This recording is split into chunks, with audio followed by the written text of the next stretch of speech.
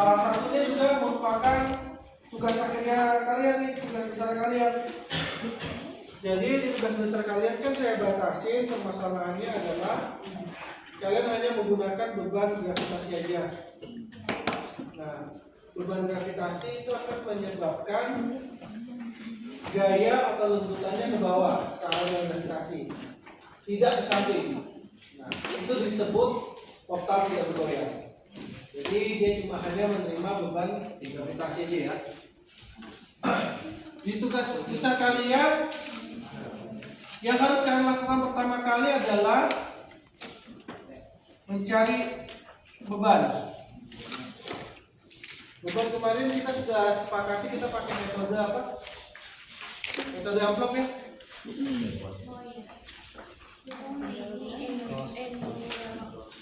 Metode cross itu metode penganalisanya. Kalau metode amplop ini adalah cara penyebaran beban. Jadi karena kalian akan mencari beban, elemen struktur kalian itu dibagi menjadi 3 bagian ya. Yang pertama kolom, kedua balok, ketiga plat lantai. Nah, jadi ada beban-beban yang akan diterima plat lantai, ada juga beban yang tidak perlu diterima oleh plat lantai gitu ya. Nah, secara garis besar beban kalian selalu didistribusikan ke plat lantai secara garis besar. Nah, beban apa aja? Yang pertama adalah beban sendiri plat. Beban sendiri plat itu apa? Beratnya plat itu sendiri. Berarti kalau berat sendiri plat, cara cari bebannya seperti apa? Beban sama dengan tebal plat dikalikan berat jenis beton bertulang dikalikan arah yang tidak ditinjau. Nah, ini ada bahasa baru lagi nih. BJ kalian tahu BJ apa? Berat jenis. Kalau beton bertulang berapa berat jenisnya? 2.400 kg per meter kubik, ya.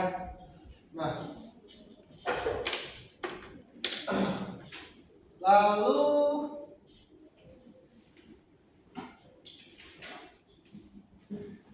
untuk beban kita kan sebenarnya kalau kita lihat di portal atau frame ya, ini namanya portal ya, simplifikasi dari bentuk-bentuk kita. Beban tuh merata ya, ada yang merata, ada yang terpusat. Satuannya apa ya? Ada yang tahu satuannya apa? Biasanya? Newton. Biasanya kilonewton atau kilogram aja lah biasa pakai itu ya. Biasanya kilogram per meter. Nah, sedangkan kita punya berat jenis beton tuh kilogram per meter kubik. Artinya kita harus kalikan meter persegi ya biar jadi kilogram per meter ya. Nah, kita sudah dapat meter yang pertama itu dari tebal plat. Nah, di sini kita sudah dapat kilogram per meter kubik. Kita dapat meter terakhir itu dari arah yang tidak ditinjau. Maksudnya arah yang tidak ditinjau itu apa yuk? Kalian plat lantai itu kan punya yang namanya bentang. Saya sebut LY, panjang bentang arah Y dan LX, panjang bentang RX. Nah, kalau saya minta kalian meninjau potongan AA ini ya, nah, jadi seperti ini nih. Maka yang kalian pandang adalah bentang arah X kan? Iya. Arah yang tidak ditinjau berarti arah Y-nya. Maka tebal plat dikalikan BJ dikalikan panjang arah Y-nya. Seperti itu ya. Nah, namun KY-nya juga dia punya dimensi.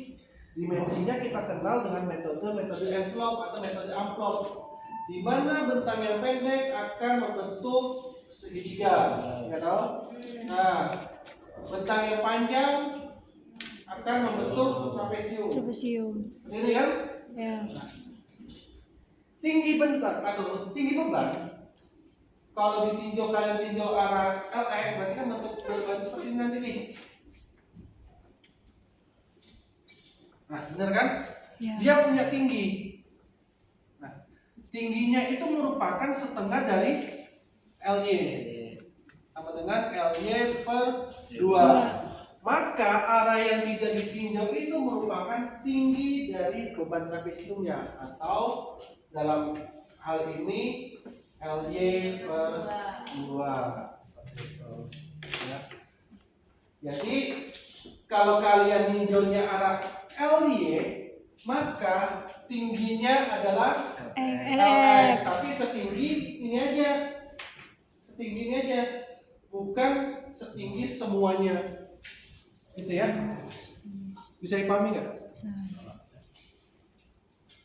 Jadi yang dimasukkan adalah nilai ini, nggak tahu nih saya nilai berapa nih, tapi sebenarnya karena ini sudutnya siku-siku ya, 45 derajat, seharusnya ini sama dengan LY per 2 juga. Seharusnya.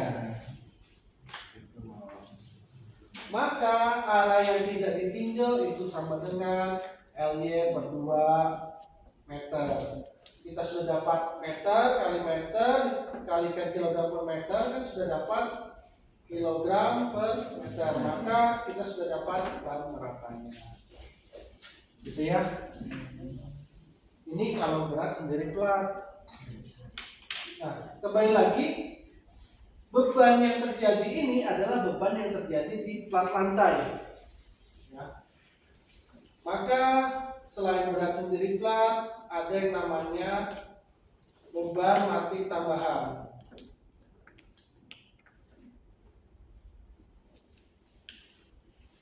Beban mati tambahan itu kalian lihat di mana? Ada yang tahu? Beban mati tambahan kita buka di SMI 17 berapa kemarin? 17 29 kan 26 kemarin ya?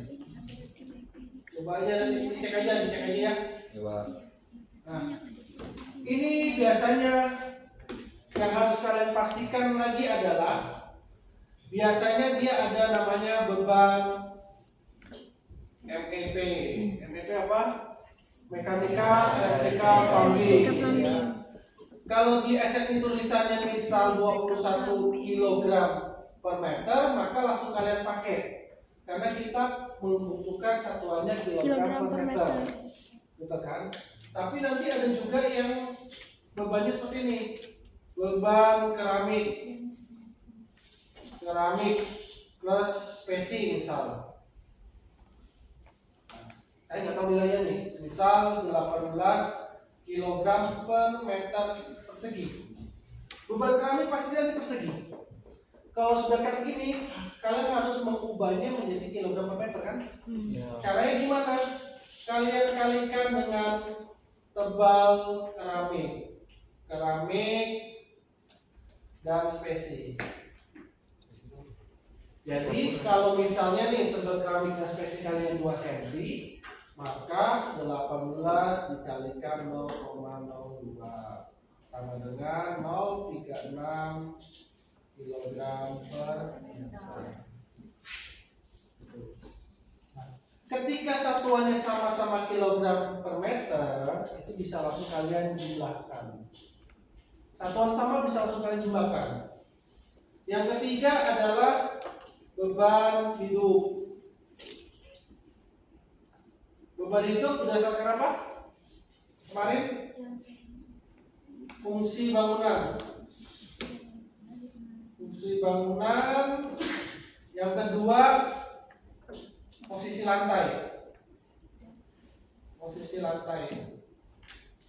Nah, kenapa maksudnya posisi lantai? Misal saya punya Ini lantai 2 sama lantai dak, gitu kan? Nah, di lantai dak ini biasanya ada apa sih? Kan nggak mungkin ada keramik biasanya di dak ya. Berarti keramik hilang nih di lantai dak, gitu kan? Tapi di dak tuh biasanya ada genangan air hujan, maka dia ada masuk genangan hujan.